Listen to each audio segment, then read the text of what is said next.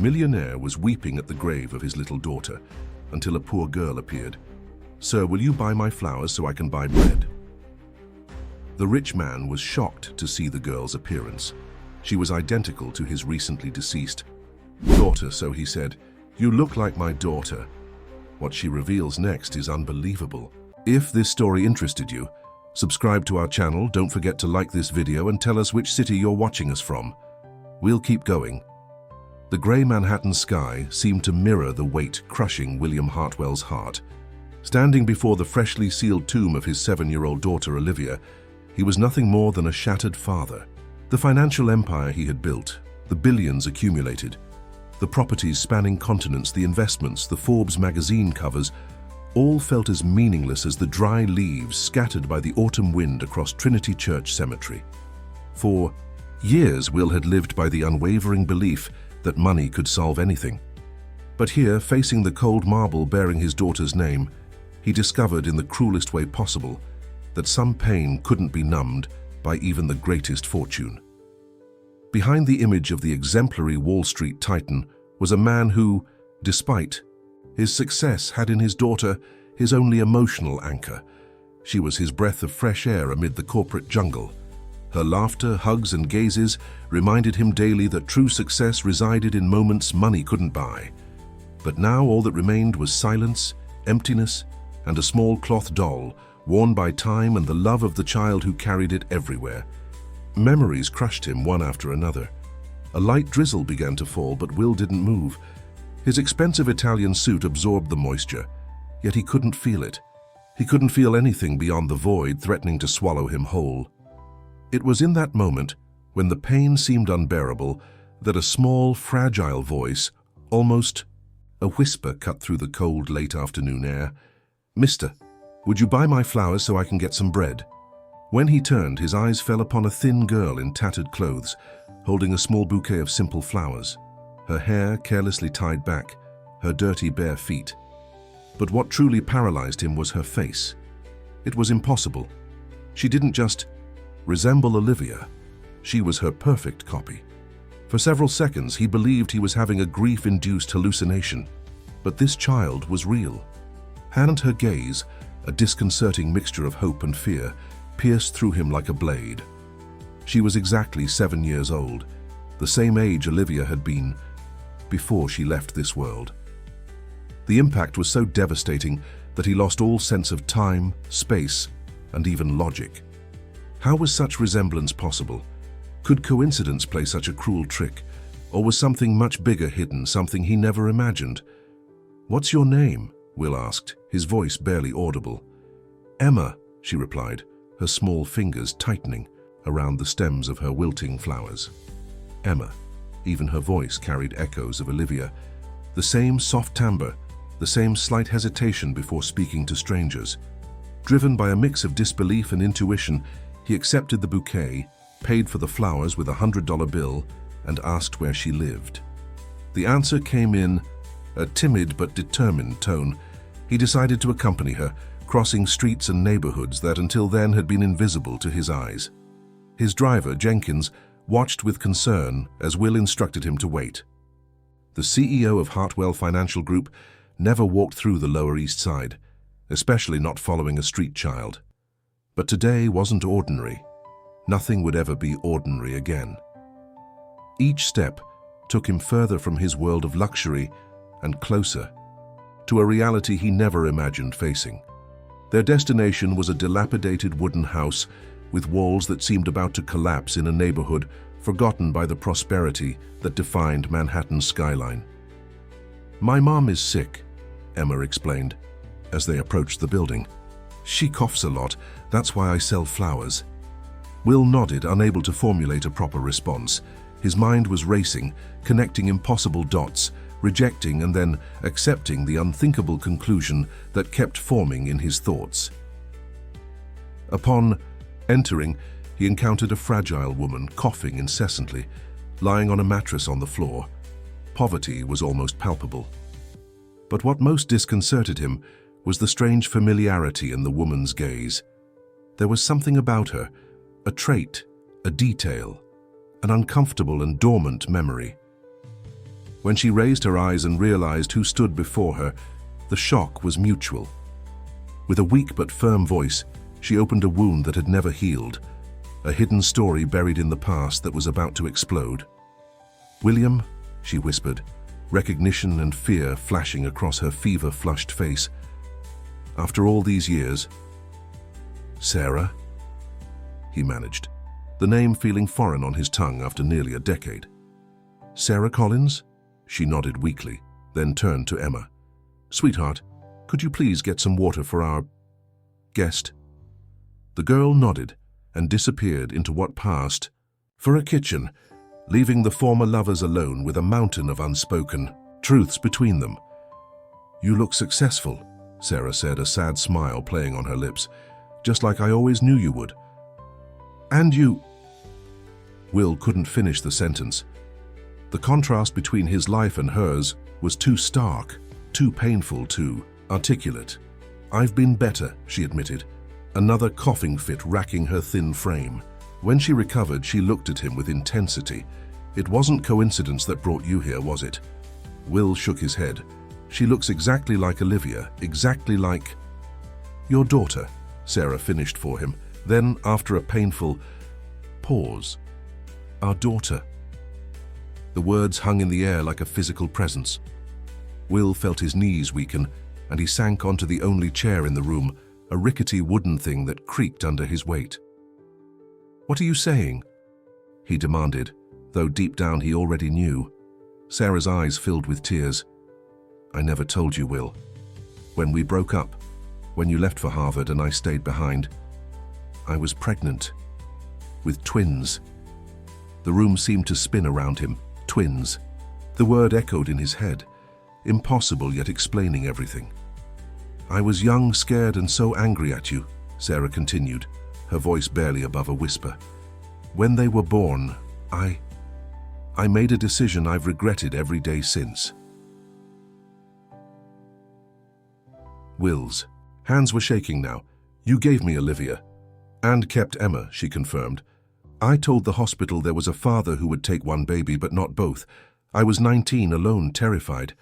I thought I was doing what was best." "Best?"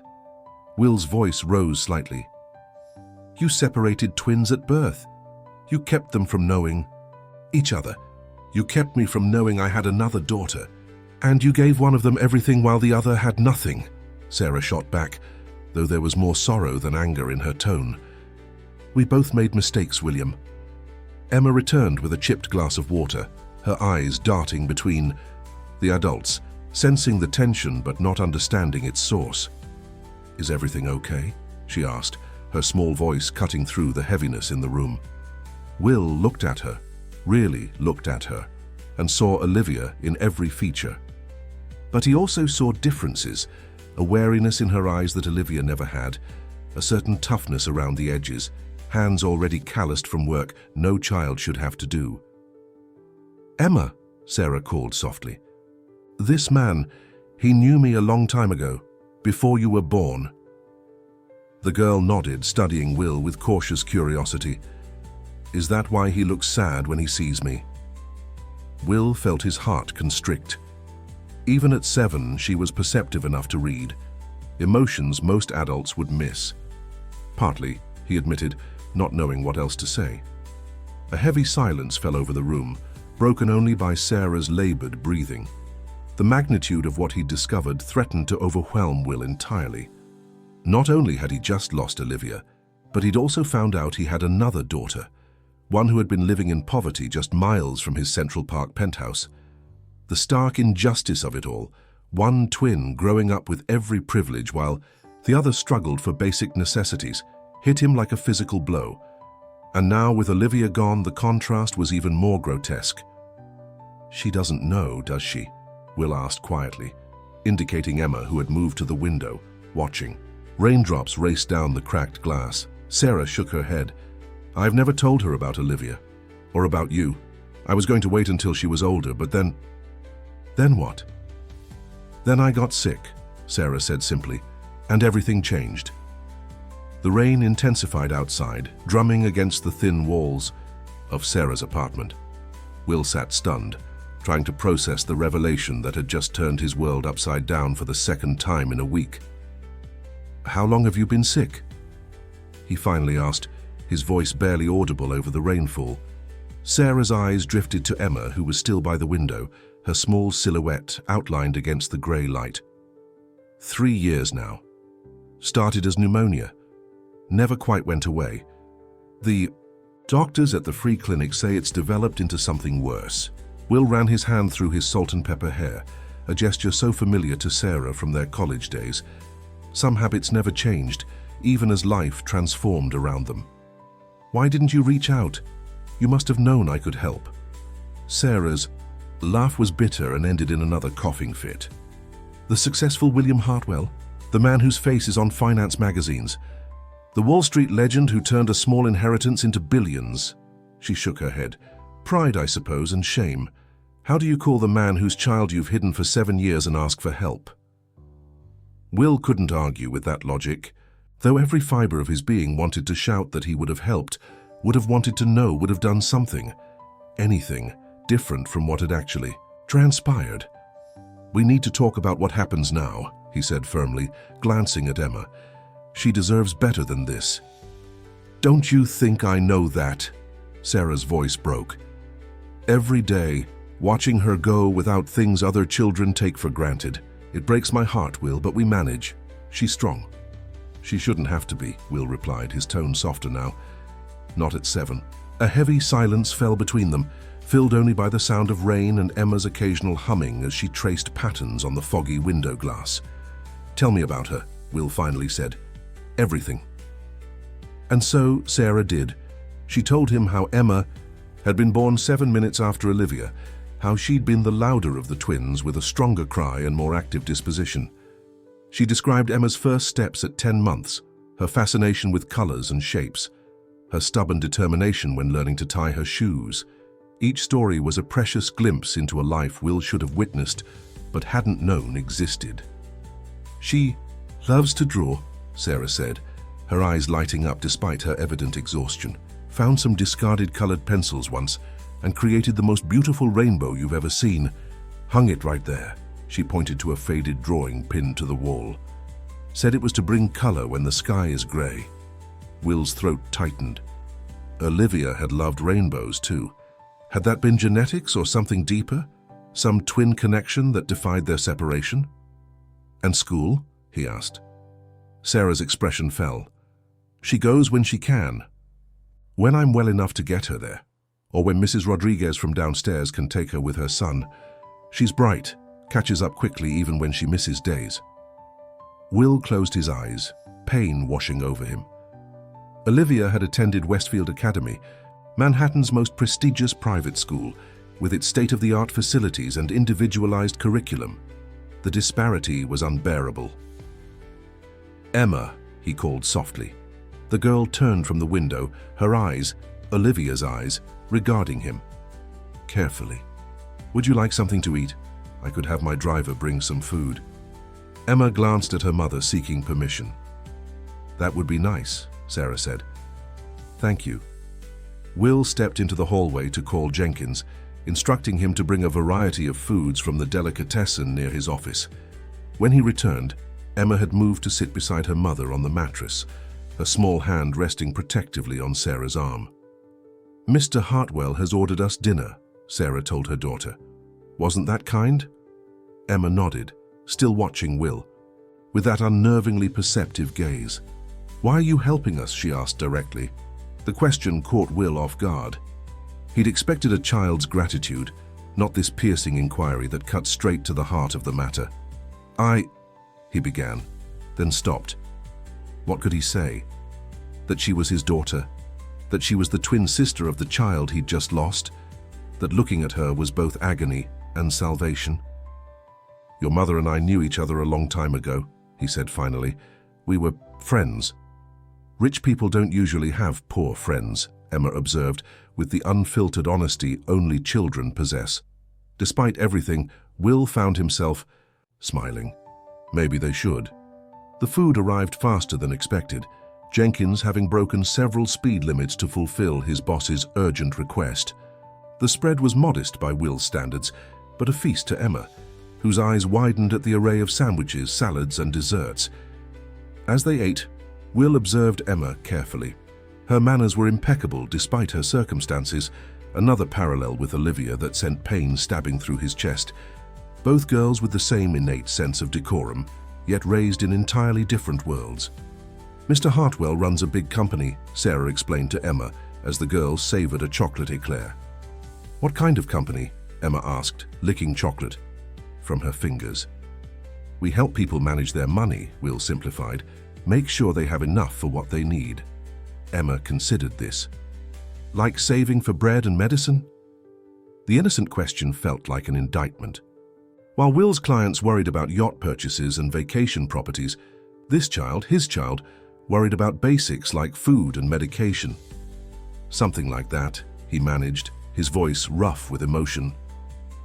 After dinner, with Emma occupied by a puzzle book Jenkins had thoughtfully included with the food, Will and Sarah spoke in hushed tones. I want to help, he said firmly. Not just with food or money, with everything. Emma needs proper medical care, you both do, a better place to live. She needs education, stability. Are you offering charity, Will? Sarah asked, her pride still evident despite her circumstances. No, he replied immediately. I'm accepting responsibility. She's my daughter too. I should have been there from the beginning. Sarah's eyes filled with tears. And now, after all this time, what exactly are you proposing? It was a fair question, one Will hadn't fully formulated an answer to. His world had been shattered by Olivia's passing just days ago, and now it was being rebuilt in a completely different configuration. First, we get you both to a doctor. Tonight, he said decisively. Then a proper place to stay while we figure out the rest, one step at a time. Sarah's expression was unreadable. And if I say no? Will hadn't considered that possibility. Why would you? Because I know you, William. You take control, make decisions, move pieces around the board until everything fits your vision. But Emma isn't a corporate acquisition, and I'm not a problem to be solved with your checkbook. Her words stung because they contained truth. Will had always been a fixer, approaching life's challenges like business deals to be negotiated and won. This isn't about control, he said quietly. It's about doing what's right. Finally. Before Sarah could respond, Emma's voice interrupted. Them. Mom, are you okay? Sarah was pale, her breathing more labored than before. She tried to smile reassuringly at her daughter, but the effort seemed to cost her. Just tired, sweetheart, she managed. Will made a decision. We're going to the hospital, now. To his surprise, Sarah didn't protest. She merely nodded, her energy seemingly depleted by their conversation. Within minutes, Will had called Jenkins back and was carefully helping Sarah down the rickety stairs, Emma following with wide, frightened eyes, clutching her mother's worn handbag and the cloth doll Will had given her from the food bag. A small toy Jenkins had purchased on a whim, not knowing its significance. As they settled into Will's Mercedes, Emma pressed against her mother's side. Will couldn't help but think how different this scene would have been just a week ago. Olivia would have been with him in this very car, chattering about her day at school, her riding lesson, the book she was reading. Now she was gone, and in her place was this solemn, wary child who was both familiar and strange, a daughter he hadn't known existed until hours ago. The irony wasn't lost on him. One daughter taken, another revealed, as if the universe were playing some cosmic zero-sum game with his life. As Jenkins navigated toward New York Presbyterian Hospital, Will made a series of calls to his personal physician, to the hospital's chief of staff, a golf buddy, arranging for immediate care upon their arrival. Emma watched him work his phone with obvious fascination, perhaps never having seen someone command such resources with mere words. Your mum's going to get the best care possible, Will assured her during a break between calls. Emma's response was simple but devastating. Everyone says that, but good doctors cost money and we don't have any. Well, I do, Will replied, then immediately regretted the bluntness of his statement. It sounded boastful, exactly what Sarah had accused him of being. But Emma just nodded, as if his wealth were simply a fact, neither impressive nor defining. Will it be enough to make her better? And there it was, the question that cut through all the complexity to the core fear. Will, who prided himself on always having answers, found himself speechless, because despite all his billions, he couldn't guarantee Sarah's recovery any more than he'd been able to prevent Olivia's departure from this world. "We're going to try everything possible," he said finally, the most honest answer he could give. Emma seemed to accept this, turning her gaze to the passing cityscape. The Manhattan skyline glittered in the distance, a world away from the neighborhood they'd just left. "It's pretty from far away," she observed quietly. Will followed her gaze to the city he'd conquered, but never truly seen through eyes like hers. "Yes," he agreed, "it is." The glass tower of Hartwell Financial Group stood 62 stories high in Midtown Manhattan, its sleek facade reflecting the morning sunlight. Will stood at his office window, coffee untouched on his desk, staring at the city sprawled before him. 3 days had passed since he'd discovered Emma and Sarah, and nothing in his world felt the same. Sarah had been admitted to the hospital with severe pneumonia and complications from long-term untreated respiratory issues. The prognosis was guarded, the doctor's polite way of saying they were concerned but not yet willing to give up hope. Emma had been reluctant to leave her mother's side, but after 2 nights sleeping in a hospital chair, Will had convinced her to stay at his penthouse with the promise of daily visits. His phone buzzed, pulling him from his thoughts. It was Diane, his executive assistant. "Mr. Hartwell, the board members are assembled in the conference room. Mr. Reynolds is asking if you plan to join them." Will glanced at his watch, the quarterly board meeting he'd completely forgotten. "Tell them I'll be there in 5 minutes, he replied, straightening his tie and grabbing the portfolio. Diane had prepared. As he strode through the executive floor, he noticed the hushed conversations that stopped when he approached, the sympathetic glances quickly averted. News of Olivia's passing had rippled through the company, and everyone knew better than to mention it directly. What they didn't know, what no one yet knew, was about Emma. The boardroom fell silent as Will entered. 12 faces turned toward him, expressions ranging from concern to calculation. At the far end of the table sat Nathan Reynolds, Will's co-founder and COO, who had been running daily operations since Will had taken leave following Olivia's accident. "Will," Nathan stood, offering his hand. "Good to have you back. We weren't sure you'd make it today." There was something in Nathan's tone, a subtle note of disappointment perhaps, that caught Will's attention. Nathan had always been ambitious, driven, but lately Will had sensed a shift in their dynamic. Nothing concrete, just instinct honed by decades in business. "Wouldn't miss it," Will replied smoothly, taking his seat at the head of the table. "Shall we begin?" For the next hour, Will went through the motions, listening to quarterly reports, approving new initiatives, fielding questions about market strategy. But his mind kept drifting to the hospital room, where Sarah lay fighting for her life, and to Emma, who was currently with Mrs. Patel, his housekeeper, probably still wary and disoriented in the luxury of his home. "Which brings us to the Bennett acquisition," Nathan was saying, pulling Will back to the present. "The due diligence is complete, but in light of recent events, I'm suggesting we postpone the final decision." Will frowned. The Bennett deal was crucial to their expansion into sustainable energy investment, a personal passion project he'd been developing for years. "On what grounds?" he asked, keeping his voice level. Nathan exchanged glances with Victoria Chambers, the head of legal. "We're concerned about the timing, Will. The market is volatile, and with the company in a transitional period." "Transitional period," Will interrupted. "What transition?" An uncomfortable silence fell over the room. Finally, Victoria spoke. "Nathan is referring to your personal circumstances, Will. Given your recent loss and the understandable impact on your focus, we thought it prudent to delay major decisions until you've had time to adjust." Will felt a flicker of anger. "My personal circumstances have no bearing on this acquisition. The numbers are solid, the strategy is sound, and the timing is critical. We move forward as planned." Nathan leaned forward, his expression a careful, mask of concern. Will, be reasonable. You've been through a tremendous shock.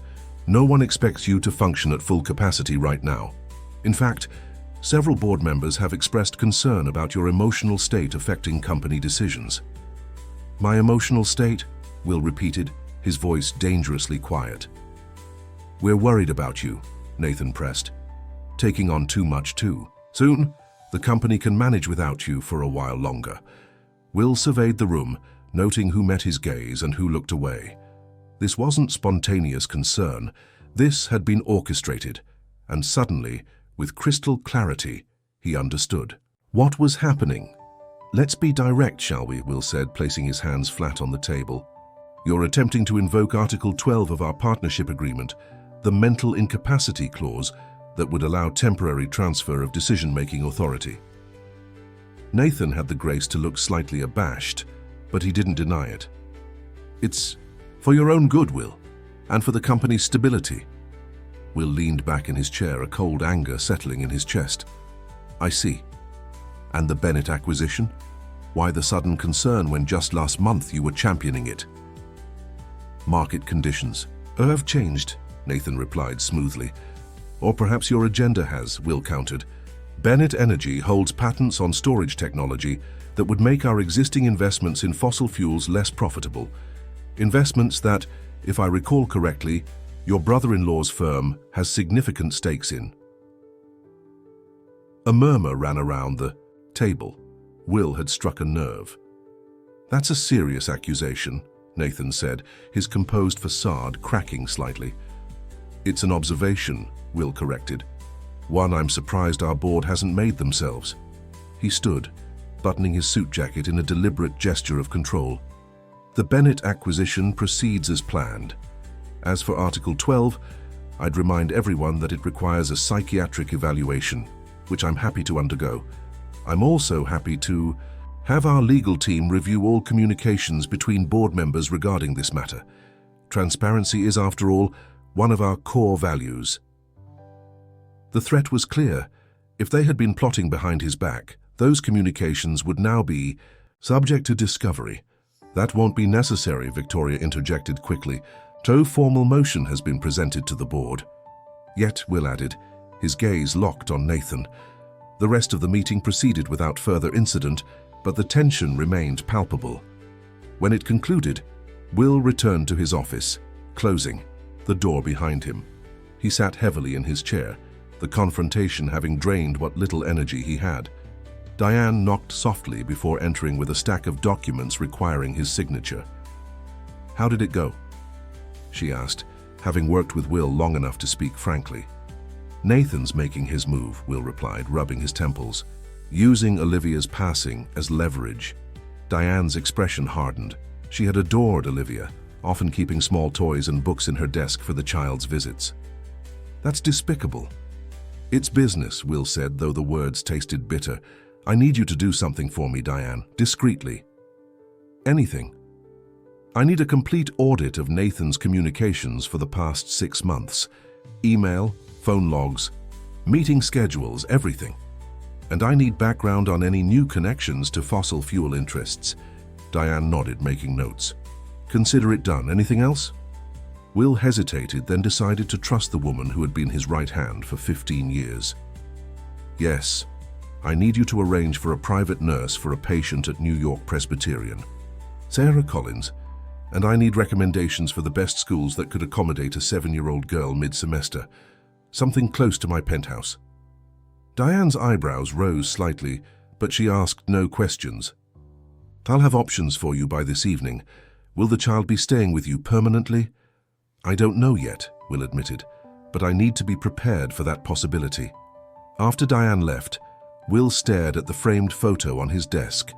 Olivia, at her 7th birthday party just months ago, her smile wide, eyes sparkling, as she blew out candles on a cake shaped like a horse. The pain of her absence was still raw, a wound that seemed impossible to heal. His phone rang. It was the hospital. Mr. Hartwell, this is Dr. Morris. I'm calling about Sarah Collins. Will's heart raced. How is she? Stable for now, but I'd like to discuss her case in person. Would you be able to come to the hospital this afternoon? I'll be there in an hour, Will promised, already reaching for his coat. As his driver navigated through midtown traffic, Will made another call to Jennifer Sullivan, his personal attorney. "Jen, I need you to draft custody papers," he said, without preamble. "I have a daughter, another daughter. It's complicated and I'll explain everything, but I need to establish legal guardianship as soon as possible." There was a pause on the line. "Another daughter? Will, what are you talking about?" "I'll explain when we meet. Just know that this is urgent and completely confidential. Not a word to anyone, including your partners at the firm." "You know, client confidentiality is sacred," Jennifer replied, professional as always despite her obvious confusion. "But Will, are you sure about this? After everything with Olivia—" "I've never been more certain of anything," Will said firmly. "This child needs me, and I need her." At the hospital, Will found Emma sitting beside Sarah's bed, reading aloud from a tattered library book. She looked up when he entered, offering a small, cautious smile that made his heart twist. "Mr. Hartwell," she greeted him, carefully marking her place in the book. "Mom's been sleeping a lot, but the nurse said that's good." Will nodded, studying Sarah's pale face and the various machines monitoring her condition. "That's right. Sleep helps her body heal." Emma returned to her chair, her feet dangling above the floor. She was wearing new clothes, things Will had asked Mrs. Patel to purchase, but she still carried the cloth doll he'd given her, now tucked securely in the pocket of her cardigan. "Did you have breakfast at my apartment?" Will asked, taking the seat beside her. Emma nodded. Mrs. Patel made pancakes, and there was real maple syrup, not the kind from the packet. "Was it good?" "It was the best thing I've ever tasted," Emma said with such solemnity that Will felt his throat tighten. Before he could respond, Dr. Morris entered, clipboard in hand. He greeted Will, then turned to Emma with a gentle smile. "Emma, would you mind if Nurse Rebecca took you to get some hot chocolate while I talk to Mr. Hartwell? It's important grown-up stuff about your mom's medicine." Emma looked to Will, seeking confirmation that this was acceptable. The small gesture of trust, so new, so fragile, nearly undid him. "It's okay," he assured her. "I'll be right here when you get back." After Emma left with the nurse, Dr. Morris's expression grew serious. "Mr. Hartwell, Ms. Collins's condition is more complicated than we initially thought. The infection has damaged her lungs significantly, and there are signs of other systemic issues that suggest long-term neglect of her health." "What are you saying, exactly?" Will asked, though he sensed where this was heading. "I'm saying she's very ill. With aggressive treatment, we can manage her symptoms, perhaps give her some more time, but she's not going to recover," Will finished for him. Dr. Morris nodded solemnly. "I'm sorry. We're talking months, possibly a year, with the right care, but not much beyond that, and she'll need constant medical support." Will absorbed this news, thinking of Emma, of the challenges ahead. "Does Sarah know?" "Yes, we discussed her prognosis this morning before you arrived. She's remarkably composed considering." Of course she was, Will thought. Sarah had always faced life's hardships with a stoicism that had both impressed and frustrated him during their relationship. "There's something else," Dr. Morris continued. "She's asked to speak with you privately. She was quite insistent about it." Will nodded, steeling himself for what was to come. "Thank you, Doctor. I'd like a moment with her now, if possible." Sarah was awake when Will entered her hospital room, her eyes clearer than they had been in days thanks to the IV medications flowing into her arm. Without Emma present, the pretense of strength had fallen away, revealing the exhaustion etched in every line of her face. "They told you," she said, her voice barely above a whisper. Will nodded, taking the chair beside her bed. "Yes. I've known something was seriously wrong for about a year," Sarah admitted, "but without insurance, without money for specialists."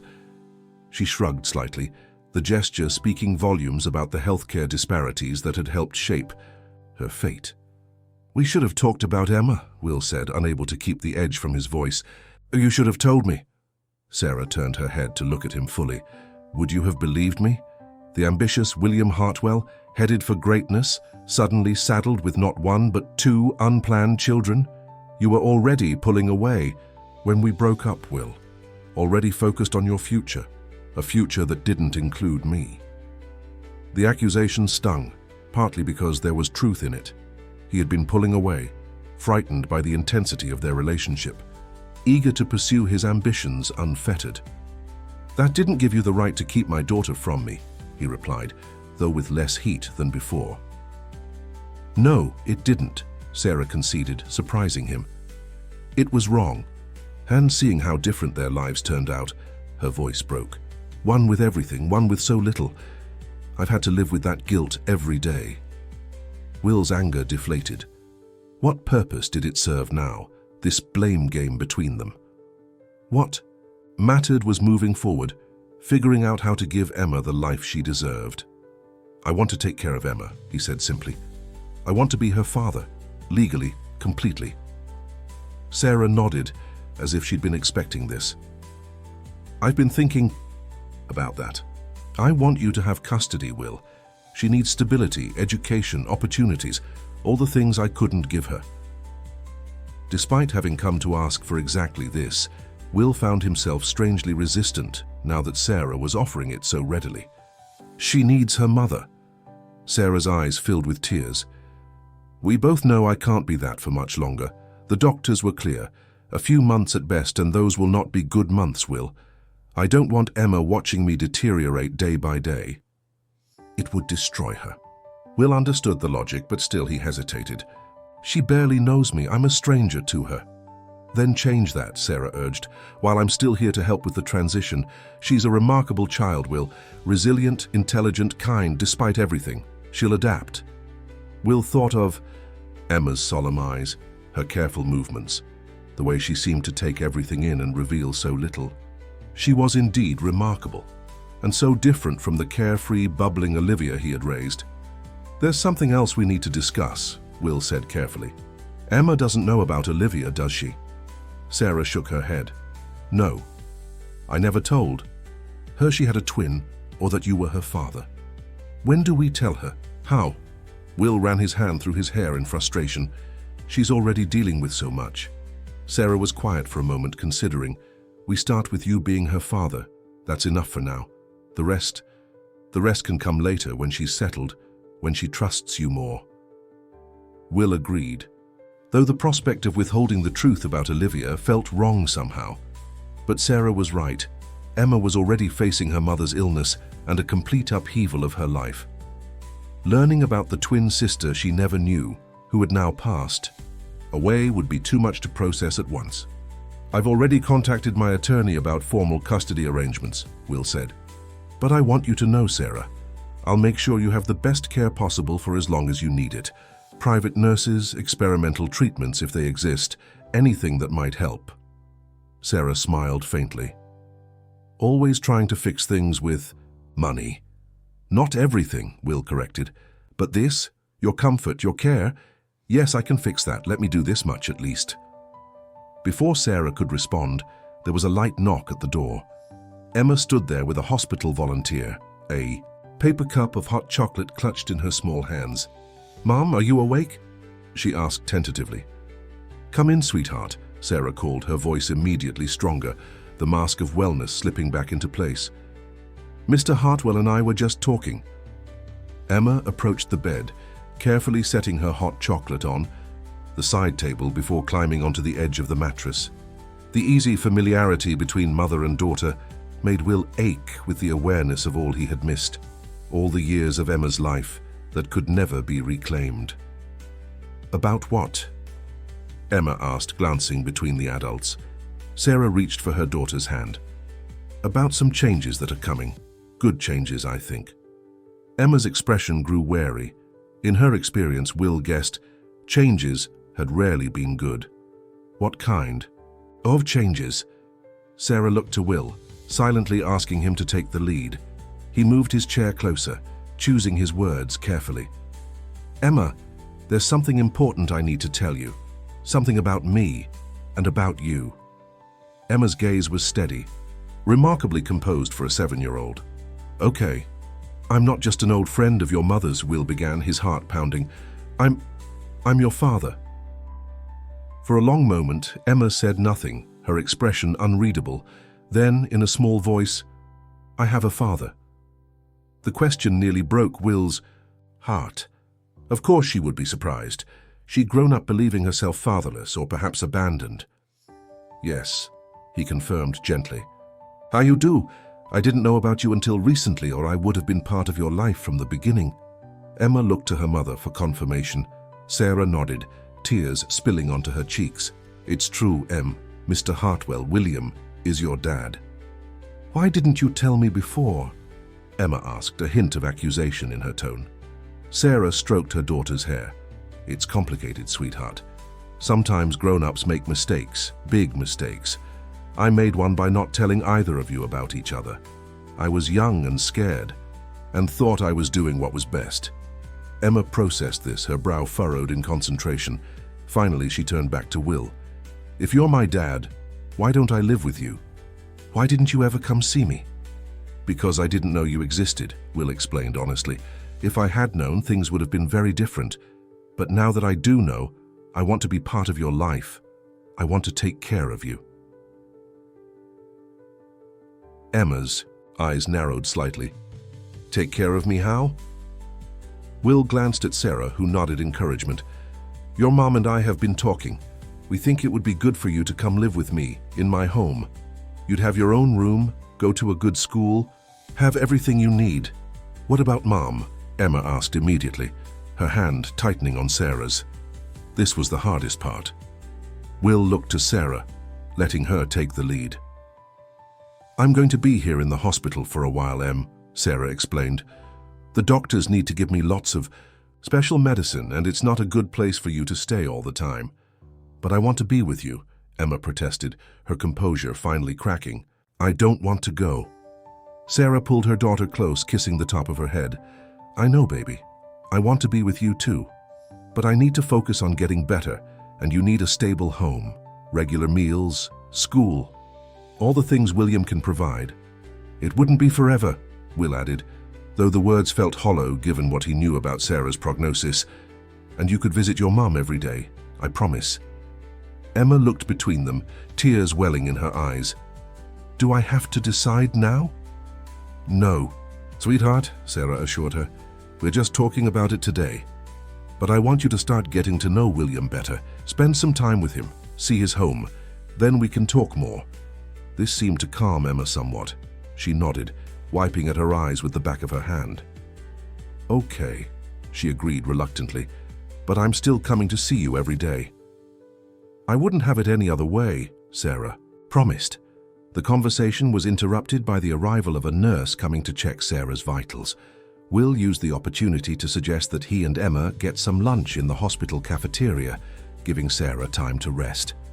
As they walked down the corridor, Emma's small hand hesitantly slipped into his. The simple gesture of trust caught Will off guard, and he had to swallow hard against the emotion that rose in his throat. "So you're really my dad?" Emma asked as they waited for the elevator. "I really am," Will confirmed, squeezing her hand gently.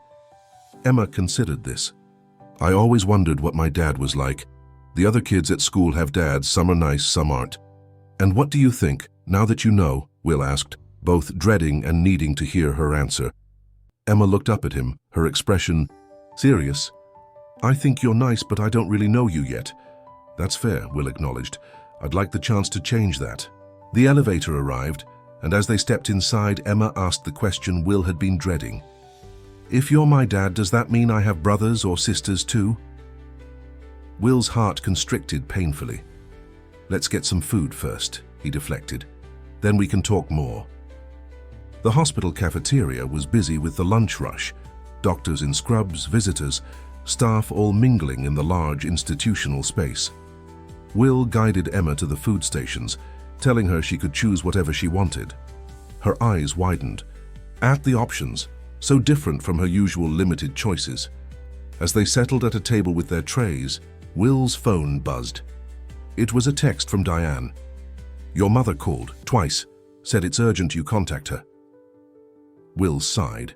He'd been avoiding his family since discovering Emma, unsure how to break the news. His mother, Eleanor Hartwell, was a formidable woman who had cultivated the family's social position for decades. She would have very definite opinions about a previously unknown grandchild suddenly appearing, especially one from Sarah Collins, whom Eleanor had never approved of. "Is something wrong?" Emma asked, noticing his expression. "No, just work," Will lied, pocketing his phone. "Nothing that can't wait." They ate quietly for a few minutes, Emma savoring her meal while Will picked at his sandwich, his appetite diminished by thoughts of the conversation with his mother that inevitably lay ahead. "Mr. Hartwell," Emma said suddenly, setting down her fork. "I mean, should I call you Dad?"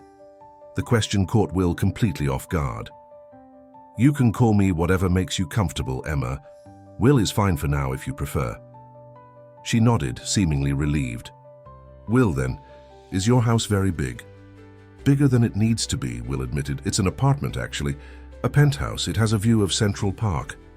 "What's a penthouse?" "It's an apartment at the very top of a building. Mine has 4 bedrooms, a living room, dining room, kitchen, plenty of space." 4 bedrooms? Emma looked impressed. "For just one person?" Will smiled faintly. "Well, now there's 2 of us, and Mrs. Patel comes in during the day to cook and clean." "Like a maid? Like in the movies?" "Something like that," Will agreed, not wanting to get into the complexities of household staff. "You'll have your own room. We can decorate it, however you like." Emma seemed to consider this seriously. "Can it be purple? That's my favorite color." "Purple it is," Will promised, making a mental note to have the guest room completely redone before Emma moved in permanently. As they finished lunch, Will's phone buzzed again. This time it was a call from his sister, Catherine. "I should take this," he told Emma apologetically. "It's my sister, your aunt." Emma's eyes widened. "I have an aunt." "You do, and a grandmother and cousins," Will confirmed before answering the call. "Kathy, can I call you back? I'm in the middle of something." "No, you cannot call me back," Catherine's crisp voice replied. "Mother is having a complete meltdown, something about you being seen at New York Pray with a child." "Will, what on earth is going on? First you disappear right after the funeral. Now these rumors." Will glanced at Emma, who was watching him curiously. "This isn't a good time to discuss it," he said carefully. "Well, make time," Catherine insisted. "Sunday dinner, Mother's insisting. And Will, whatever is happening, please fix it before it becomes gossip at the club. You know how Mother feels about scandal." Before Will could respond, Catherine had hung up. He sighed, pocketing his phone again. "Was that my aunt?" Emma asked eagerly. "What's she like?" Will considered how to describe Catherine. Ambitious, status-conscious, but fundamentally decent beneath her polished exterior. "She's energetic, very organized. She has 2 children, your cousins, Tyler and Madison. They're a bit older than you." "Will I meet them?" "Yes," Will said, though his stomach knotted at the thought of introducing Emma to his family. "Soon." As they made their way back to Sarah's room, Will's mind raced with all that needed to be done. Legal paperwork, school arrangements, preparing the penthouse, and somehow finding a way to tell his family about Emma without causing the scandal Catherine was already anticipating. And beneath it all was the raw grief for Olivia, still so fresh that sometimes he could hardly breathe through it. How would he balance that grief with his newfound responsibility to Emma? How could he be the father she needed while still honoring the daughter he had lost? There were no easy answers, but as Emma's small hand slipped back into his, Will knew one thing with absolute certainty: he would not fail this daughter. Not again. Eleanor Hartwell's Upper East Side townhouse had been the site of Sunday family dinners for as long as Will could remember. As a child, he had dreaded these formal affairs with their strict protocols and high expectations. As an adult, he had come to appreciate them as a rare constant in his otherwise chaotic life. Today, however, standing on the familiar steps with his finger hovering over the doorbell, he felt like that anxious child again. He had left Emma at the penthouse with Mrs. Patel. It seemed cruel to subject the girl to a Hartwell family dinner before she'd even had time to adjust to her new reality. Besides, Will needed to prepare his family for Emma's existence. a conversation he anticipated would not go smoothly. The door swung open before he could ring, revealing Henderson, his mother's butler of 30 years. "Mr. William," Henderson greeted him with a slight bow. "They're in the drawing room." "All of them?" Will asked, handing over his coat. Henderson's expression remained professionally neutral. "Yes, sir, all of them." That wasn't good.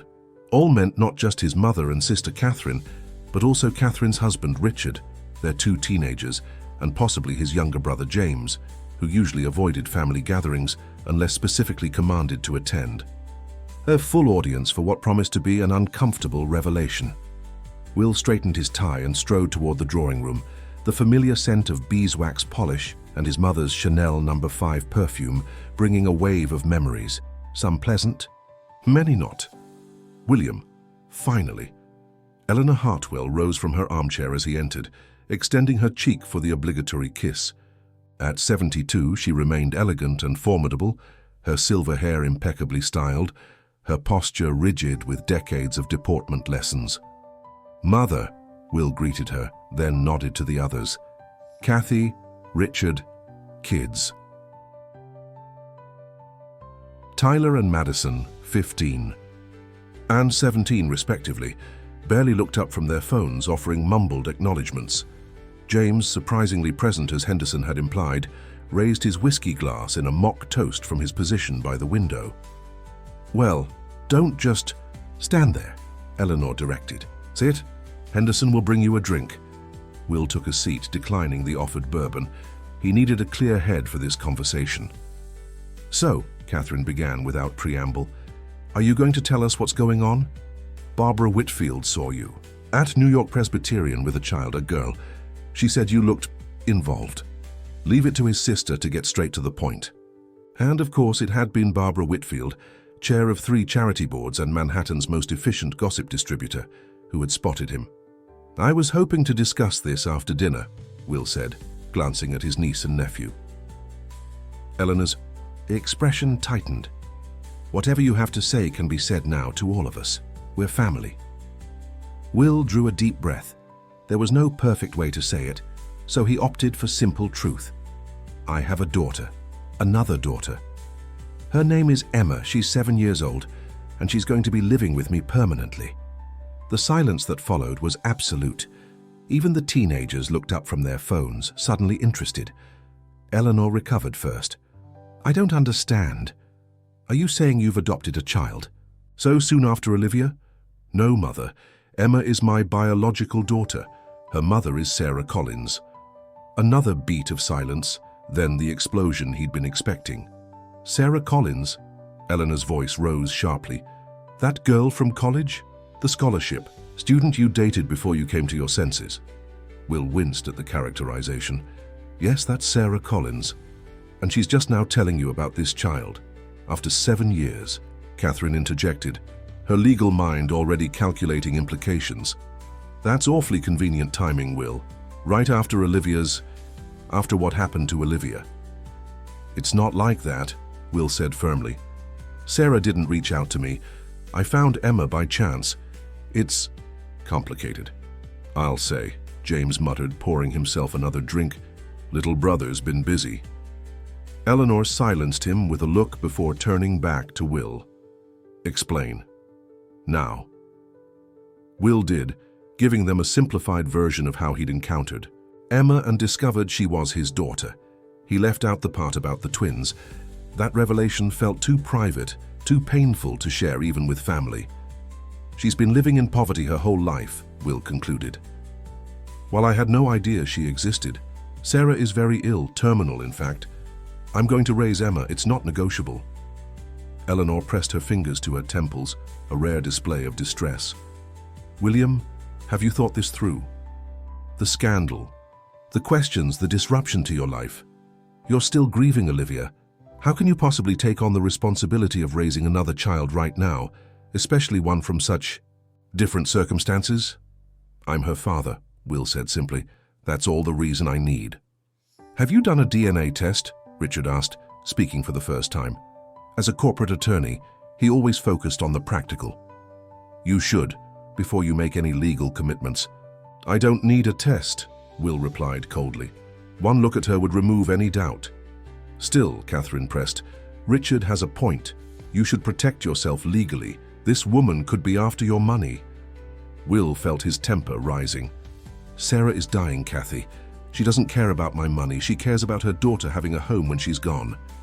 Convenient for her, Eleanor remarked.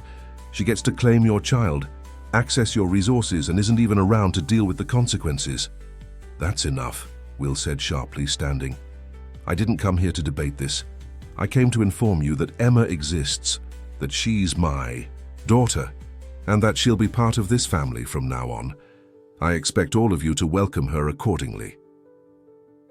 Does she know about Olivia? James asked, his tone gentler than the others. Despite his flaws, James had always been good with children, Olivia included. Will shook his head. Not yet. It's too much for her to process at once. She's just learned I'm her father. Her mother is terminally ill, and her entire life is changing. The truth about Olivia will come later. And what is the truth about Olivia? Eleanor asked, her voice suddenly sharp with suspicion. William, is there something else you're not telling us? Will hesitated. He hadn't planned to reveal the twins' connection tonight, but his mother's intuition had always been unnervingly accurate. Emma and Olivia were twins, he admitted finally. Identical twins, separated at birth. Sarah kept one baby and gave me the other, without telling me they were twins. The room erupted in exclamations of shock and disbelief. Catherine peppered him with questions about legal implications. Richard muttered about unbelievable liability, and James let out a low whistle of amazement. But it was Eleanor's reaction that caught Will's attention. His mother had gone completely still, her face drained of color. Mother? Will moved toward her, concerned. Are you all right? Twins, Eleanor repeated, her voice faint. Identical twins, separated at birth. One raised in wealth, one in poverty. History repeats itself in the most cruel ways. Will stared at her, confused. What are you talking about? Eleanor waved a dismissive hand. Nothing. Ancient history. She composed herself visibly, her spine straightening. When will we meet her? This Emma? The abrupt change of subject was typical of his mother, but Will couldn't shake the feeling that her strange reaction held significance. Soon, he promised. Once she's had time to settle in. This has all happened very quickly for her. Well, Eleanor said, rising to her feet, I suppose Henderson should know there will be another place at the table for future Sunday dinners, though what we'll tell people about her sudden appearance. We'll tell them the truth, Will interrupted firmly, that I recently discovered I had a daughter and have welcomed her into my life. Anyone who has a problem with that is welcome to find other social circles. Eleanor's mouth tightened, but she didn't argue further. Dinner should be ready. Shall we move to the dining room?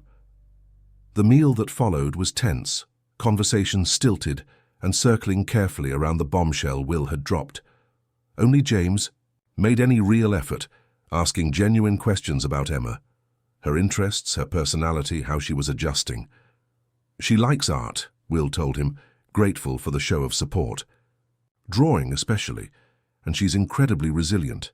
Smart too, picks things up quickly despite having had a spotty education. I could take her to the Met, James offered. The children's program there is excellent. Madison used to love it, remember, Kathy? Catherine nodded, non-committally, still clearly processing the implications of Will's news. What about school? Eleanor asked, practical despite her obvious disapproval. It's the middle of the semester. I've arranged for her to start at Dalton next week, Will replied. They had an opening and were willing to be flexible given the circumstances. Dalton, Eleanor repeated, a hint of approval in her tone despite herself. The right school was important in their circles, and Dalton was certainly acceptable. Well, at least that's appropriate. As the dinner wound to a close, Will found himself increasingly anxious to get back to the penthouse. He'd promised Emma he wouldn't be gone long, and he was still establishing trust with her, a process he didn't want to jeopardize. I should go, he announced, declining coffee and dessert. Emma is waiting. Of course, Eleanor said coolly. Your new daughter takes priority. Will ignored the barb. I'll bring her to meet you all soon. Please, try to put yourselves in her shoes. She's lost everything familiar and is trying to adapt to a completely new world. She needs understanding, not judgment. As Henderson helped him with his coat, Eleanor appeared in the foyer, her expression uncharacteristically uncertain. William, a moment. Will paused, bracing himself for another argument. This child, Emma, is she truly the image of Olivia? Eleanor asked quietly. Yes, Will confirmed. Identical in every way, except for the circumstances of her upbringing. Eleanor nodded, something like pain flickering across her features. Then I will meet her. Not yet, give me time to adjust to the idea, but soon. It was more concession than Will had expected. Thank you, Mother. Don't thank me, Eleanor said sharply. I'm not promising to embrace this situation, but I won't turn away my granddaughter no matter how unexpected her arrival. It was as much as he could hope for, Will supposed. When he arrived home, he found Emma still awake despite the late hour, curled up on the living room sofa with Mrs. Patel watching a Disney movie. She looked up eagerly when he entered. You're back! The relief in her voice was palpable, and Will realized she had been afraid he might not return, that this home, like so many things in her life, might prove temporary. Of course I am, he assured her, sitting beside her on the sofa. How was your evening? Mrs. Patel made spaghetti and meatballs, and we watched Frozen, and then she let me have ice cream, and now we're watching Moana, Emma reported, the words tumbling out. In a rush. It was the most animated he'd seen her, a glimpse of the child beneath the solemn exterior. Sounds like a perfect night, Will smiled, nodding thanks to Mrs. Patel, who discreetly excused herself to the kitchen. How was your family? Emma asked, suddenly serious again. Did you tell them about me? Will considered how much to share. I did. They were surprised, but they're looking forward to meeting you when you're ready. Did they like the idea of me? Emma's perception was unnervingly accurate, as usual. Will chose honesty, tempered with kindness. They're adjusting to the idea. Sometimes adults need time to get used to big changes. But they will love you, Emma. How could they not? She seemed to accept this, turning her attention back to the movie. After a moment, she leaned slightly against Will's side. A small gesture, of trust that meant more to him than any business deal he'd ever closed. Will? She asked, her eyes still on the screen. When can I see Mom tomorrow? First thing in the morning, Will promised. Before school shopping. Emma nodded, satisfied with this plan. Will you tell her about your family? About how they feel about me? Will paused, considering. I'll tell her they're excited to meet you. The rest doesn't matter. Because they might not want me. Emma's voice was small but matter-of-fact, as if rejection was something she was accustomed to expecting.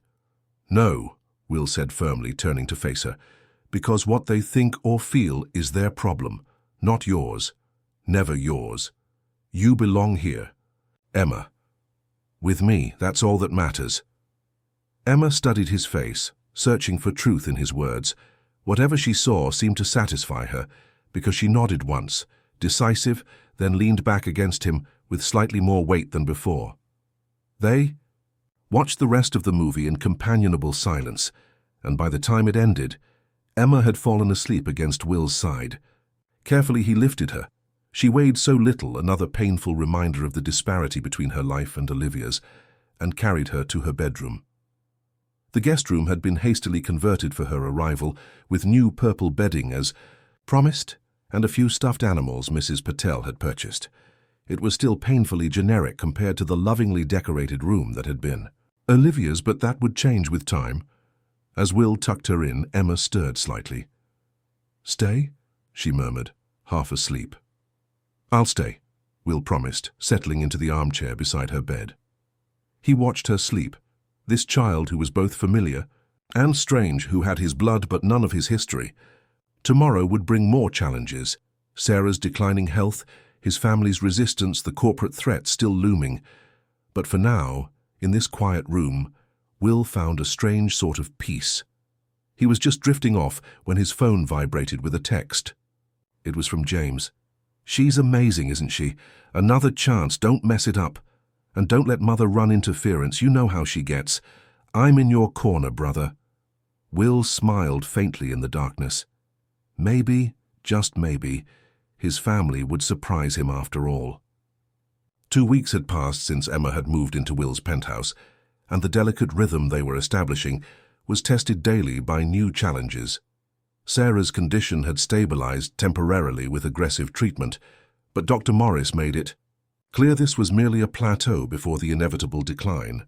Emma visited her mother each day after school, the private hospital suite becoming a strange middle ground between her old life and new one.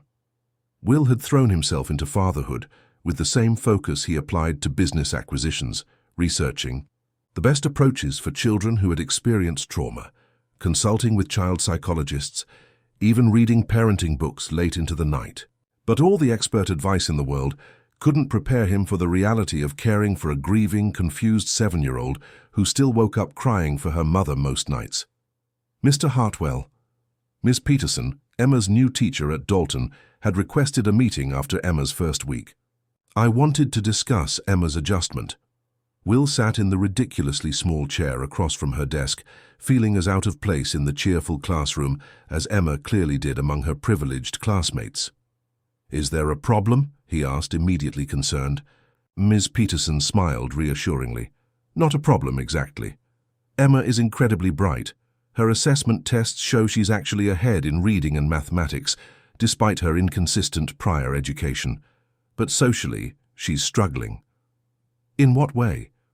She doesn't interact with the other children.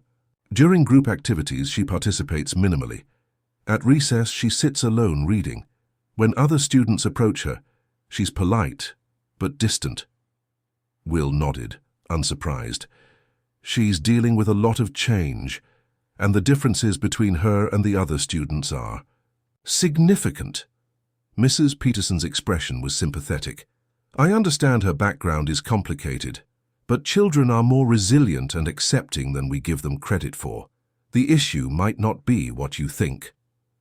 What do you mean? I've observed that Emma seems to be holding herself apart, as if she doesn't believe she'll be staying, so why bother forming connections? Miss Peterson leaned forward. Mr. Hartwell, has Emma expressed any uncertainty about the permanence of her living situation with you? The question hit uncomfortably close to home. Despite Will's repeated assurances, Emma maintained a certain guardedness, keeping her few possessions carefully organized, as if prepared to leave at a moment's notice. She's asked a few times if this is for real, Will admitted. I've told her it is, but trust takes time, Miss Peterson finished for him, especially for children who have experienced instability. The best thing you can do is maintain consistency and continue to reinforce that she has a permanent place in your life. Will nodded, accepting the advice while knowing it barely scratched the surface of the complexities they were navigating. When he picked Emma up from her classroom later, she was sitting apart from the other children, focused intently on a drawing. She didn't notice him until he was right beside her desk. Will! Her face lit up briefly before settling back into its usual careful expression. Is it time to see Mom? Yes, he confirmed, helping her gather her things. How was school today? Emma shrugged, a gesture she'd perfected for deflecting questions she didn't want to answer directly. Fine. I got 100 on my spelling test. That's wonderful, Will praised, though he noticed she hadn't brought home the test to show him, unlike the drawing she now carefully tucked into her folder. In the car, he tried again. Ms. Peterson says you're doing really well academically. Emma looked out the window, watching the city blur past. The work is easy. She also mentioned that you've been spending recess alone. Emma's shoulders tensed slightly. I like being alone sometimes. Will chose his next words carefully. It's good to have friends too, though. Maybe you could try joining some of the other kids at recess tomorrow? Why? Emma asked, turning to face him with that disconcertingly direct gaze. We might not stay here. There it was, the fear that had been lurking beneath the surface of their interactions. Emma, we've talked about this. This is your home now. You're not going anywhere. But what if Mom gets better? Or what if you change your mind? Or what if... She stopped abruptly, biting her lip. What if what? Will prompted gently. What? If you leave too? The words were barely audible. Like she's going to. Will's heart constricted painfully. Despite everyone's efforts to shield Emma from the full truth of Sarah's prognosis, she was perceptive enough to understand her mother was not getting better. Emma, look at me, Will said, waiting until her eyes met his. I am not going anywhere. Not ever. You and me, we're family, that's permanent. Emma studied him with that searching look that seemed to reach right into his soul. People always say things are forever, but they're not.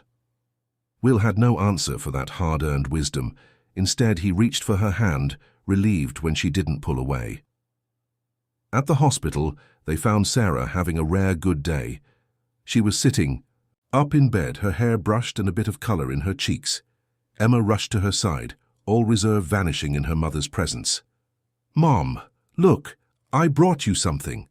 She pulled out the drawing she'd been working on at school, a detailed picture of a woman with arms outstretched toward a small girl, a rainbow arching over them. It's beautiful, sweetheart, Sarah praised, studying the picture. Is this us? Emma nodded. From when we went to the park last spring and it rained and then there was a rainbow. Remember? I remember, Sarah confirmed, her voice thick with emotion. That was a perfect day. Will hung back, giving them space for this moment. He'd learned that his presence sometimes inhibited their interaction, a constant reminder of the changes happening in their small family unit. Dr. Morris appeared in the doorway, gesturing for Will to join him in the hall. The doctor's expression was grave enough that Will's stomach clenched with apprehension. Mr. Hartwell, I wanted to update you on Ms. Collins's condition, Dr. Morris began once they were out of earshot. The latest test results aren't encouraging. The infection has spread despite our aggressive treatment. Her respiratory function is declining more rapidly than we anticipated. We'll absorb this, the implications clear. How long? Weeks, not months, Dr. Morris replied quietly. I'm sorry, we're making her comfortable, managing her pain, but beyond that, Will nodded, processing the news. Does she know? Yes. We discussed it this morning before you arrived. She's remarkably pragmatic about it. And Emma, should we tell her? Dr. Morris considered this. Children often understand more than we give them credit for. Emma likely senses the severity of the situation already. Ms. Collins asked to be the one to talk with her, but she wanted you to know first, to be prepared to support Emma afterward. Will thanked the doctor and returned to Sarah's room, his mind racing. Weeks. How could he possibly prepare Emma for losing her mother in a matter of weeks, when she was still adjusting to every other aspect of her new reality? Sarah seemed to read his expression as he re-entered. Emma, sweetie, would you go ask the nice nurse at the station for some colored pencils? I'd love to add some color to your beautiful drawing. Once Emma had left, Sarah turned to Will. He told you? Yes, Will confirmed, taking the chair beside her bed. Sarah, I'm so sorry. She shook her head. I've had time to make peace with it, but Emma... Her voice broke. Will, I need to know she'll be okay. Really okay, not just cared for. I promise you she will be, Will said firmly. I'll make sure of it. It's not just about material things, Sarah pressed. She needs stability, love, patience. She's going to be angry, confused, scared. The Emma you're seeing now, the quiet, careful child, that's her protection mode. When she finally breaks, when she finally lets herself feel everything that's happening, it won't be pretty. Will nodded, understanding. I'll be there for her, through all of it. Sarah studied him, seeming to search for something in his face. You've changed, Will. The ambitious boy I knew would have run from this kind of emotional mess. That boy grew up, Will replied simply, and lost a child. That changes a person. Sarah's expression softened. Yes, it does. She hesitated, then asked, Have you told her about Olivia yet? Will shook his head. It didn't seem right to add that to everything else she's processing. You'll need to, eventually, Sarah advised. before someone else does. Children have a way of discovering secrets, and it will be worse coming from anyone but you. Emma returned then, proudly clutching a box of colored pencils. The conversation shifted to lighter topics: Emma's school project, a funny story about one of the nurses, plans for the weekend. But underlying it all was the weight of what was coming, a clock ticking down that none of them could stop. When visiting hours ended, Emma was reluctant to leave as always, but Sarah was visibly exhausted despite her efforts to hide it. "I'll be back tomorrow," Emma promised, hugging her mother carefully, mindful of the IV lines. "I'll be right here," Sarah assured her. "Will, could I have a moment alone with you before you go?" Will nodded, sending Emma to wait with Jenkins in the hallway. Once they were alone, Sarah reached for his hand. "I need you to do something for me. Something important." "Anything," Will promised. "I want to see where she'll be living, your home, her home now. I want to be able to picture her there, to know she'll be safe and comfortable." Will was taken aback. "You want to visit the penthouse?" Sarah nodded. "Just once. The doctors say I could manage a short trip with the right precautions. Please." "Will, I need to see it, to see where my baby will grow up without me." The raw emotion in her voice made refusal impossible. "Of course, I'll arrange it, whatever you need." "Tomorrow," Sarah insisted, "before I can't anymore." Will agreed, his mind already working through the logistics. An ambulance, a private. Nurse, oxygen equipment. It would all need to be arranged. He found Emma waiting patiently in the hallway, her small face solemn. The drive home was quiet, Emma lost in thought and Will preoccupied with planning Sarah's visit and processing Dr. Morris's update. It wasn't until they were home, Emma picking at the dinner Mrs. Patel had prepared, that she finally spoke. "Mom's getting worse, isn't she?" Will set down his fork, choosing honesty. "Yes, the doctors are doing everything they can, but she is very sick." Emma nodded, as if confirming something she already knew. "Is she going to pass away?" The euphemism, clearly learned from adults trying to soften reality, broke Will's heart. "Eventually, yes, but not right away. We still have time with her." "How much time?" Will hesitated, unsure how specific to be. "The doctors aren't exactly sure, but it's not as long as we'd hoped." Emma absorbed this, her expression unreadable. Then, very deliberately, she pushed her plate away and stood. "I'm not hungry anymore. Can I go to my room?" "Of course," Will said, resisting the urge to push her to eat more, to talk more. "I'll be here if you want to talk later." She nodded and walked away, her posture rigid with the effort of maintaining control. Will let her go, recognizing her. Need for space, even as every paternal instinct urged him to follow, to comfort, to somehow fix what couldn't be fixed. His phone rang. Nathan Reynolds. Will had been fending off his co-founder's increasingly aggressive moves at the company, delegating more to his trusted executives, while he focused on Emma and Sarah. But the situation was reaching a critical point. Nathan had called an emergency, board meeting for tomorrow, clearly hoping Will would be too distracted to attend. "Nathan," Will answered coolly. "It's after hours." "Business doesn't keep office hours, Will, you know that," Nathan replied smoothly. "Just confirming you'll be at tomorrow's meeting. The board is quite concerned about the direction of the Bennett acquisition." "I'll be there," Will assured him, "though I find it interesting that these concerns have only surfaced in my absence. People speak more freely when they don't fear disappointing you," Nathan said, his tone falsely sympathetic. "Your reputation for intensity can be intimidating. Save the psychological analysis for someone who might believe it," Will replied. "I'll see you tomorrow, Nathan." After hanging up, Will checked on Emma. Her bedroom door was closed, but no sound came from within. He knocked gently. "Emma? May I come in?" When there was no response, he opened the door slowly. Emma was sitting on the floor beside her bed, surrounded by drawings, dozens of them. Some from school, others clearly done at the hospital or here at the penthouse. Each featured the same two figures, Emma and Sarah in various settings, always holding hands. "Emma?" Will said softly. She looked up, her eyes dry but hollow. "I'm making memories," she explained, her voice eerily calm. "So, I don't forget." Will sat on the floor beside her, careful not to disturb the artwork arranged in a precise pattern. That's a good idea. When people leave, you start to forget things about them, Emma continued in that same detached tone. Like their voice, or how tall they are, or what their laugh sounds like. Yes, Will agreed, thinking of Olivia's laugh already, becoming harder to recall with perfect clarity. But you'll have more than drawings, you'll have photographs, videos, stories. It's not the same, Emma insisted.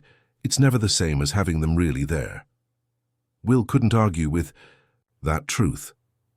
No, it isn't. But the memories help. They keep a part of the person with you. Always. Emma was quiet for a long moment, tracing the outline of a figure in one of her drawings. Will. Yes? When Mom is gone. She swallowed hard. Will you leave too? The question, asked for the second time that day, revealed the depth of Emma's fear, a fear Will was beginning to understand, went beyond her current circumstances to something more fundamental. Emma, look at me, Will said gently, waiting, until she raised her eyes to his. I will never leave you, I promise you that. You are my daughter, and nothing will ever change that.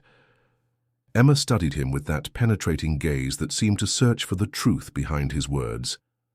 Everyone says that. Mom said that too, but she can't help leaving. That's different, Will tried to explain. Your mum is very sick. She wouldn't choose to leave you ever, and neither would I. But what if something happens to you too? Emma pressed, the fear now clearly visible in her eyes. What if you get sick or have an accident or... Will finally understood the full extent of her anxiety. Of course she would fear losing him too. She had no reason to believe in the permanence of anything or anyone. Emma, come here, he said, opening his arms. To his surprise and relief, she moved into his embrace, small and fragile against his chest. I can't promise nothing will ever happen to me, but I can promise that I've made arrangements, legal arrangements, to make sure you'll always be taken care of, no matter what. You have family now, your Aunt Catherine, your Uncle James, your cousins. You'll never be alone again. Emma didn't respond, but she didn't pull away either, allowing herself to be held as Will continued to murmur reassurances. Eventually her breathing deepened and evened out, exhaustion finally claiming her. Will gathered her sleeping form and gently placed her on the bed, covering her with the purple comforter she'd chosen during their shopping trip. As he turned to leave, his gaze fell on one drawing slightly apart from the others. Unlike the others featuring Emma and Sarah, this one showed three figures, a tall man, a woman, and a small girl between them, all holding hands beneath a large sun. Family, as Emma wished it could be. As it should have been if life had been fair. Will carefully gathered the scattered drawings, placing them on Emma's desk where she would find them in the morning. Then he quietly left the room, the weight of responsibility, to Emma, to Sarah, to Olivia's memory, pressing down on him more heavily than ever before. The emergency board meeting had dragged on for 3 hours, Nathan orchestrating a systematic attack on Will's recent business decisions. The Bennett acquisition, Will's reduced presence at the office, concerns about emotional decision-making, all were raised by various board members, clearly primed in advance by Nathan. In conclusion, Nathan was saying, his voice a study, in false concern, we need to consider whether temporary leadership changes might be in the best interest of the company during this difficult period. Will, who had remained silent through most of the meeting, finally spoke. Are you quite finished, Nathan? Something in his tone caused the room to still. Even Nathan, usually unflappable, hesitated before responding. I'm simply expressing concerns shared by many here. No, Will corrected, his voice icy calm. You're making a play for control of my company, using my personal circumstances as leverage. It's transparent, predictable, and, he smiled coldly, ultimately futile. Will stood, buttoning his suit jacket in a deliberate gesture. Before we continue, I'd like to introduce someone who's been waiting patiently. He walked to the boardroom door and opened it. Diane entered, followed by a distinguished older man carrying a leather portfolio. This is Howard Finch, head of internal security, Will announced. For the past month, He's been conducting a thorough investigation into certain irregularities I noticed in our trading patterns. Nathan's expression froze. What irregularities? Will nodded to Howard, who distributed documents to each board member. These show a pattern of information leakage preceding major company announcements, specifically data that benefited Meridian Capital, a fund where coincidentally Nathan's brother-in-law is a senior partner. The board members murmured as they reviewed the evidence, heads bent over the damning spreadsheets and email transcripts. "This is absurd," Nathan sputtered. "You're trying to deflect attention from your own leadership. Failures." "Am I?" Will countered. "Howard, please show the board the recordings." Howard connected his laptop to the boardroom's display system. Video footage appeared, showing Nathan in this very boardroom after hours, photographing confidential documents with his phone. "We have 11 such instances documented," Will continued as the footage played, "all preceding significant market movements that benefited Meridian Capital's positions." The room had gone deathly quiet. Nathan's face had drained of color. "You've been spying on me," he managed finally. "I've been protecting my company," Willie corrected. "The company you've been systematically betraying while questioning my commitment." Will turned to address the board directly. "I understand your concerns about my recent absence. Let me be transparent. I recently discovered I have another daughter, Emma, Olivia's twin sister, separated at birth. Her mother is terminally ill and Emma is now in my care. Yes, I've been less present at the office. Yes, my priorities have shifted. But unlike some," he glanced pointedly at Nathan, "my commitment to this company has never wavered." The revelation about Emma caused a ripple of surprised murmurs, but the evidence against Nathan had effectively neutralized any leverage he might have had. "I move for Nathan Reynolds's immediate suspension, pending a full investigation," Victoria Chambers stated firmly, her legal mind already calculating the potential damage. "Seconded," came another voice, then another. As the board secretary recorded the vote, unanimous except for Nathan's own abstention, Will checked his watch. It was nearly time for Sarah's visit to the penthouse, a moment he knew was precious and fleeting. "If there's nothing else, I need to attend to a family matter," Will said, gathering his papers. "Victoria, I trust you can handle the next steps. Regarding Mr. Reynolds?" Victoria nodded, her expression grim. "With pleasure." Nathan, still stunned by the sudden reversal of his fortunes, finally found his voice. "This isn't over, Will." "Actually, it is," Will replied simply. "Clear out your office by end of day. Security will assist you." As Will strode out of the boardroom, he felt a strange sense of lightness. The corporate battle that had seemed so important just weeks ago now felt like a minor skirmish compared to the war he was fighting for Emma's future, for her heart and mind. At the penthouse, preparations for Sarah's visit were nearly complete. Mrs. Patel had cleaned thoroughly, arranged fresh flowers, and prepared a light lunch that could be easily managed by someone with limited appetite. Emma had spent the morning obsessively tidying her room, wanting everything to be perfect for her mother's visit. When the medical transport arrived, Will and Emma waited in the lobby. Emma bounced nervously on her toes, anxious energy radiating from her small frame. "What if she doesn't like it?" Emma whispered as the ambulance pulled up. "What if she thinks it's too fancy?" Will squeezed her shoulder reassuringly. "She'll love it because it's your home. That's all that matters to her." The EMTs carefully transferred Sarah to a wheelchair, oxygen tank attached, a nurse from the hospital accompanying her.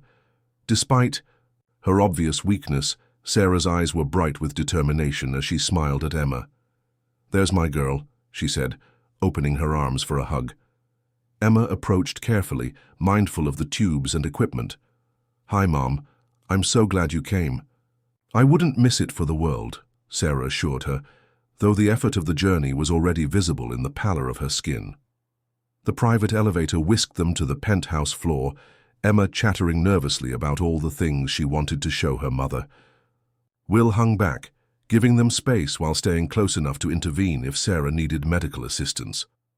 When the elevator doors opened to reveal the penthouse foyer, Sarah's eyes widened slightly. The space was undeniably impressive, soaring. Ceilings, museum-quality art, floor-to-ceiling windows showcasing panoramic views of Central Park. "Wow," she murmured, her gaze taking it all in. "It's exactly what I'd expect from you, Will." There was something in her tone, not envy or bitterness, but a kind of resigned recognition of the vast differences in the paths their lives had taken. "Come see my room first," Emma urged, leading the way down the hallway. Sarah's wheelchair glided silently over the marble floors, the nurse discreetly following a few paces behind. Will remained in the living room, giving mother and daughter privacy for this moment. After about 20 minutes, the nurse appeared. "Mr. Hartwell, Miss Collins is asking for you." Will found them in Emma's room, Sarah looking around at the space that was gradually becoming personalized, the purple walls as promised, Emma's drawings, carefully displayed, new books filling the shelves, stuffed animals arranged on the bed. "It's wonderful," Sarah said sincerely. "Emma was just showing me her school projects." Emma beamed, the most relaxed Will had seen her in days. "And Mom says we can put up some of our old pictures too, so I don't forget where I came from." "Of course," Will agreed immediately. "This is your space, Emma. You can make it whatever feels right to you." Sarah's eyes met his over Emma's head, gratitude clear in her expression. "Emma, sweetheart, could you ask Mrs. Patel if I could have some water? I'm a bit thirsty." Once Emma had left on her errand, Sarah turned to Will. "Thank you for this, for everything. Seeing her here, safe, in a real home, it means more than I can say." "You don't need to thank me," Will said quietly. "She's my daughter too." "Yes, she is," Sarah agreed, "and you're going to be an amazing father to her. But Will, there's something else we need to discuss, something I've been avoiding." The huge seriousness in her tone alarmed him. "What is it?" "Olivia," Sarah said simply. "Emma needs to know about her sister, and I think I should be the one to tell her, while I still can." Will felt a surge of panic. "Sarah, are you sure?" "It's so much for her to process right now." "It will always be too much," Sarah countered gently. "But hearing it from me, having me there to help her understand, I think that's better than her finding out after I'm gone." Will couldn't argue with the logic, though every protective instinct rebelled against adding to Emma's emotional burden. "When?" "Now," Sarah said firmly. "Today. Will you support me in this?" Before Will could respond, Emma returned with Mrs. Patel, who carried a tray with water and light refreshments. After ensuring Sarah was comfortable, Mrs. Patel discreetly withdrew. "Emma," Sarah began once they were alone, "there's something important I need to tell you. Something about you and about Will and about someone else." Emma's expression grew wary, sensing the weight of what was coming. "What is it?" Sarah reached for her daughter's hand. "Do you remember how we've talked about how some people have brothers and sisters? How some children are born at the same time called twins?" Emma nodded. "Like the Rodriguez twins in my old building. They looked exactly the same." "Yes, like that," Sarah confirmed. "Emma, when you were born, you weren't born alone. You had a twin sister, an identical twin sister."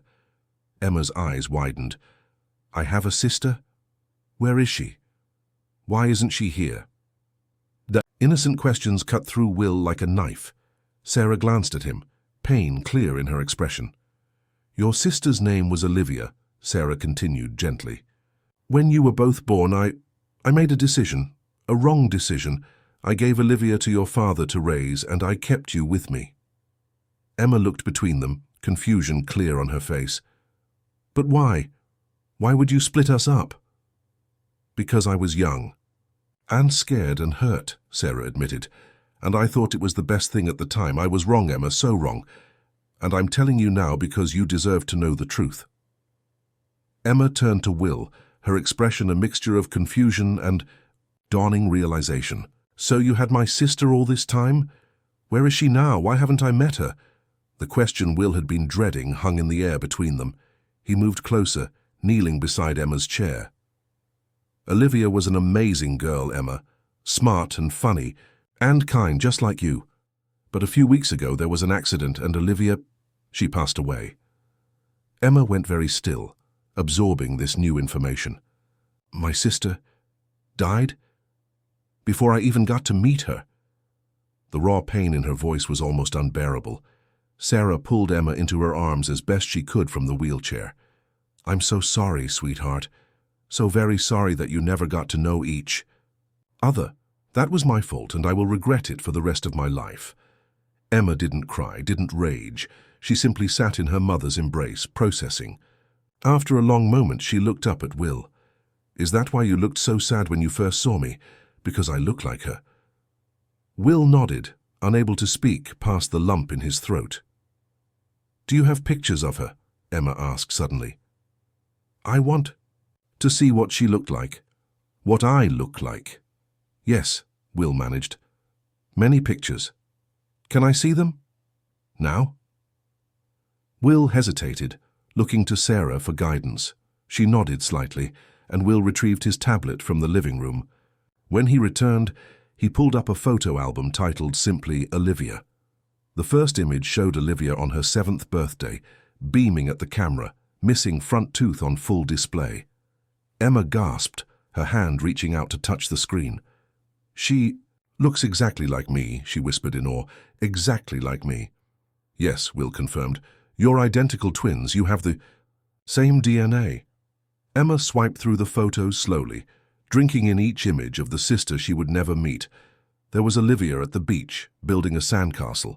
Olivia on her first day of school. Olivia riding a pony, laughing with her head thrown back. She looks happy, Emma observed, a hint of something, perhaps envy, perhaps relief in her voice. She was, Will assured her. She had a good life, Emma. I want you to know that. And now you have me instead, Emma said, the simple statement laden with complex implications. No, Will said firmly.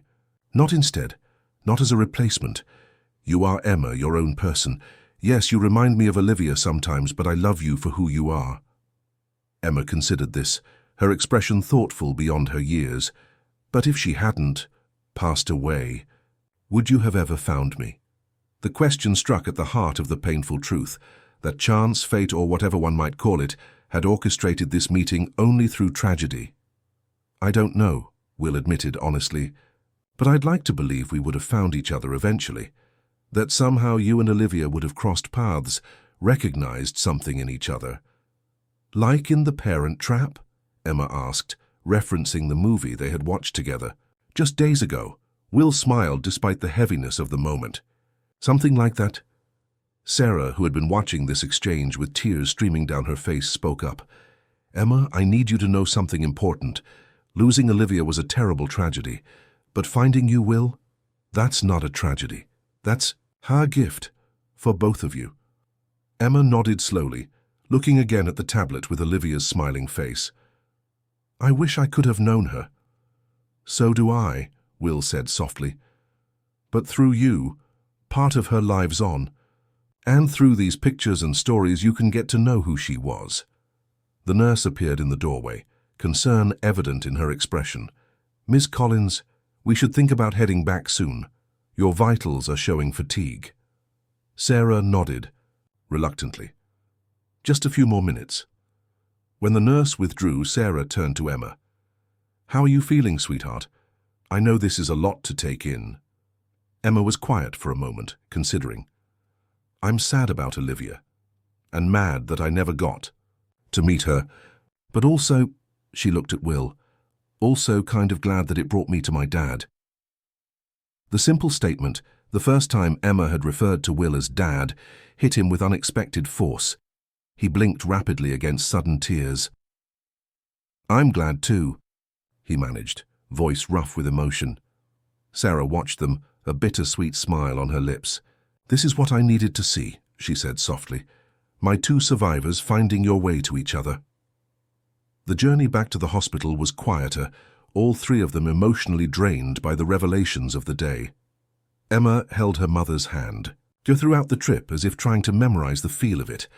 At the hospital, as the nurses helped settle Sarah back into her room, Will received an urgent call from Victoria Chambers.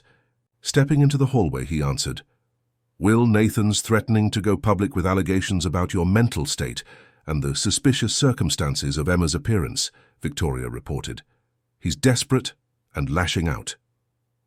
Will sighed, the corporate battle suddenly seeming trivial compared to what was happening in Sarah's hospital room. Handle it, Victoria, whatever it takes. I trust your judgment. Are you sure? This could get messy. I'm sure, Will confirmed. My priority right now is Emma and Sarah. After ending the call, Will returned to find Emma curled up beside Sarah. On the hospital bed, both of them asleep. He sat quietly in the visitor's chair, unwilling to disturb their precious time together. Hours later, after Emma had reluctantly said goodbye for the night, Will walked her to the car where Jenkins waited. I'll be right there, he promised. I just need a quick word with your mum. Back in Sarah's room, he found her awake, but clearly exhausted by the day's events. Thank you for today, she said, her voice barely above a whisper, for letting her see where she'll grow up, for being honest about Olivia. Will nodded, taking her frail hand in his. It was the right thing to do. Will, Sarah began, then hesitated. There's something I need to ask you, something important. Anything. When I'm gone, she swallowed hard. Will you tell her about the good parts of me? Not just the mistakes I made, but the love, the good times, the person I tried to be. For her? Of course I will, Will promised fervently. Sarah, despite everything, the secrets, the separation, you raised an extraordinary child, resilient, compassionate, wise beyond her years. That's your legacy, and I will make sure she never forgets it. Sarah's eyes filled with tears. And you'll love her, not because she reminds you of Olivia, but for herself. I already do, Will assured her. It happened so quickly, so unexpectedly, but it's real. I love her, Sarah, with all my heart. Sarah nodded, seemingly satisfied. Then I can go peacefully when it's time. The words hung between them, acknowledgement of what was coming, yet somehow less frightening for being spoken aloud. Get some rest, Will said gently. We'll be back tomorrow. In the car, Emma was quiet, staring out at the city lights. Will didn't push her to talk, understanding she needed time to process everything she had learned. Finally, as they neared the penthouse, she spoke. Dad? The word, so casually used this time, stopped Will's breath for a moment. Yes, Emma? I think Mom's going to heaven soon. The simple statement, delivered with a child's directness, yet an old soul's acceptance, broke Will's heart. Yes, sweetheart. I think so too. Emma nodded as if confirming something she'd already worked out for herself. But she won't be alone there. Olivia will be with her. Will blinked back tears. Yes, she will. And I won't be alone here, Emma continued, her small hand finding his in the darkness of the back seat, because I have you. Always, Will promised, squeezing her hand gently. Always and forever.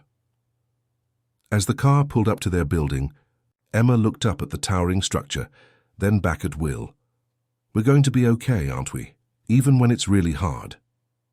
Will looked down at this remarkable child, his daughter, Olivia's twin, Sarah's legacy, and felt, for the first time, since losing Olivia, a genuine sense of hope for the future. Yes, he said with absolute certainty, we're going to be okay. And as they walked into the building together, hand in hand, Will believed it with his whole heart. 3 months later, on a crisp autumn day, much like the one when they'd first met, Will and Emma stood together in Central Park. Emma held a small bouquet of wildflowers, the same simple blooms she had once sold to survive. Do you think she can see us? Emma asked, looking up at the clear blue sky.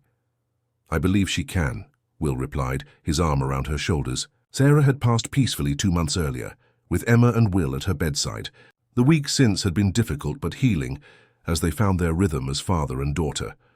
Emma carefully placed the flowers on a small memorial bench they had dedicated to both Sarah and Olivia. The plaque read simply, 2 mothers, 2 daughters, 1 family, eternally connected. I miss them both, Emma said softly. Even though I never met Olivia, I miss her too. Is that weird?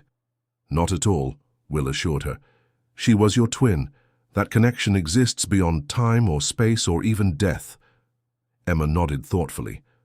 Dad, do you think we could start a foundation to help kids like me who don't have much but need things like good doctors and school supplies?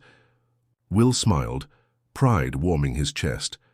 In just 3 months, Emma had flourished, excelling at school, making friends, even recently agreeing to meet Will's family.